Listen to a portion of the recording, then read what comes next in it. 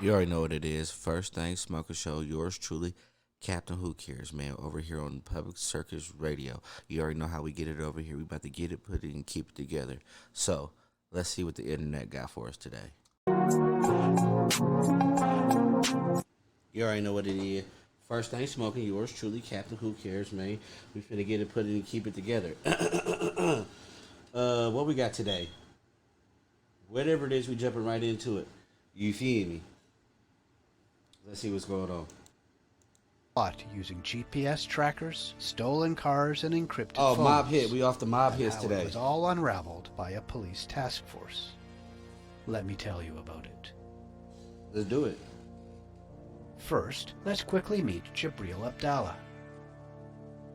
If you're like almost everyone, the only time you might have heard of him was when a police task force in Hamilton, Ontario announced in 2018 they'd cracked two high-profile mob hits and pinned it on a team of 3 Hamilton men.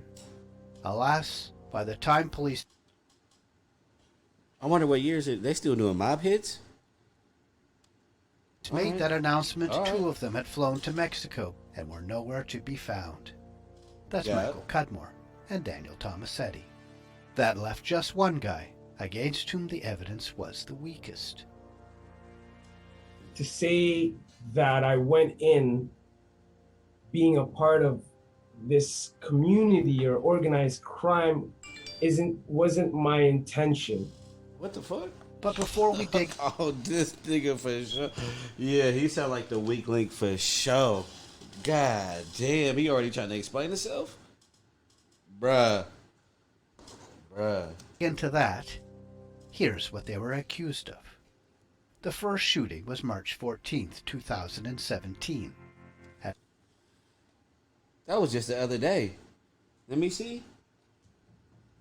Alright. Fuck it, come was on. March 14th, 2017. At 4 p.m., Mila Barberi drove her boyfriend's black BMW X5 into a parking lot outside his business in Woodbridge, north of Toronto, to pick him up after work. Saverio Serrano is the son of Diego Serrano, named as one of Canada's cocaine cowboys after drug importation charge. Oh, okay. Shout out. They up in Canada. All right. Shout out to Canada. I didn't know Canada had cocaine cowboys. But all right, here we go. You can see him Okay. leaving his Hey, side note, they be going crazy in Canada, bro. I think I ran across a couple of them. Canada be going up for real. They still got the mob and some motion. store with a family dog. At the same time, a stolen Jeep is pulling up next door, and a gunman bounces out and heads for the same SUV. At first firing into the empty passenger seat, Oh, shit. the gunman dashes around and starts shooting at the couple standing at the open door. Serrano runs away, ducking as he takes a bullet in the arm, and his girlfriend falls. The Damn. gunman then takes off back to the Jeep and peels away. Mila Barberi, who had no ties to organized crime other than by her choice of boyfriend, That was low key mania. That's the middle of the day. A gray ass day, but it's the middle of the day. died of gunshot wounds. Oh, she 7 died? of them by her choice of boyfriend died of gunshot wounds.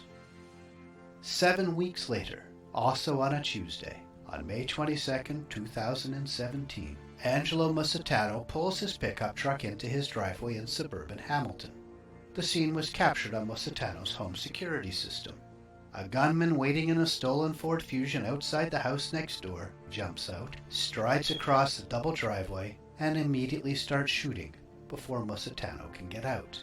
His gun jams Damn. twice, giving Musitano a chance to open the door, but clearing the barrel, the gunman ends it with 3 more shots. Damn, He tears away Bruh and had stole- a chance. Bruh had a chance to make it, bruh. Fuck. Damn. stolen car just seconds before Musitano's wife comes out to see what's going on. Angelo was the son of Dominic Musitano, an old-school Calabrian mafia boss and one of the best-known names in the history of Hamilton's vibrant underworld. After the hit, police found a GPS tracker had been stuck in the back bumper of Musitano's truck. Damn. Here it is attached. A circle will help you spot it. Okay, right on. And here's the tracker after it was removed. Detectives found other trackers targeting the Musitanos, One was on his wife's minivan, another on his mother's Cadillac. Trackers monitoring his brother Pat Musitano, his cousin Giuseppe Pino Avignon, and also on a family associate who was a member of the Hells Angels. God damn, nigga, they was surveilling everybody, bro. They don't sound like no regular shit. Sound like they was really on some MacGyver or something. Not no MacGyver. What's a sneaky motherfucker name? I don't know, nigga. Secret agent, a spy. There we go. Police say. It's clear the hit team had the family under covert surveillance for weeks.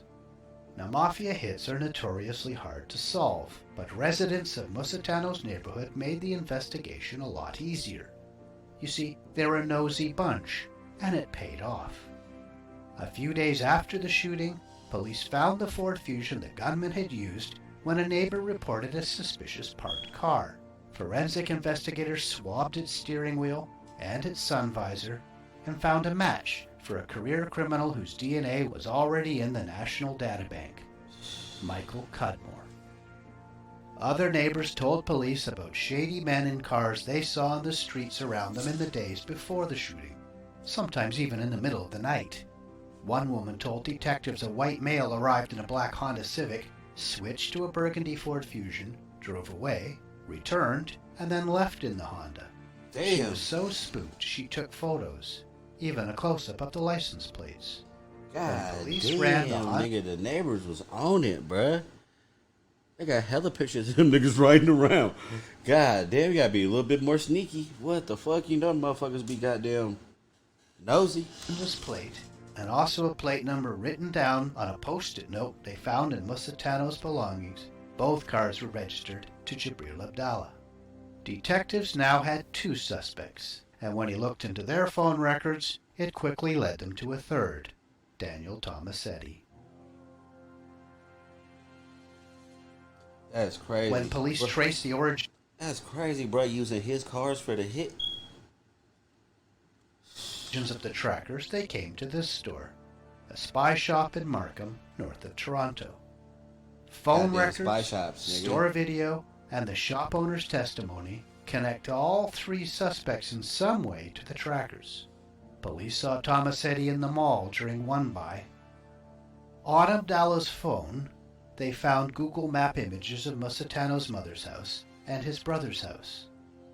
As the police probe was moving forward... Wait a minute, they doing all this, nigga, they doing all this surveillance and all this shit, but niggas didn't have no way to get it. I guess two of them did. Two of them got the fuck up out of there, huh? Cudmore left his downtown Hamilton apartment and flew to Mexico. Got up out Police of there. called a crowded news conference in January 2018 to give public updates on the investigation. But it wasn't from a need for transparency. In fact, it was the opposite. Police Detective Sergeant Peter Tom revealed that Musitano had been stalked by several people in different cars before he was killed. He gave Yeah, with reporters same photos name, of the cars registered to the used same to person. spy on him, including a black Honda Civic. Tom said anyone in the province who owned a black Civic can anticipate a visit from police.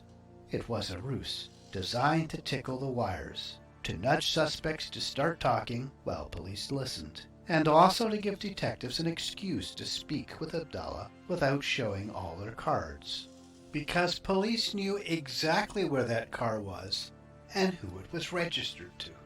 A few days later, they asked Abdallah about his car, pretending he was one of hundreds of Honda owners they were talking to.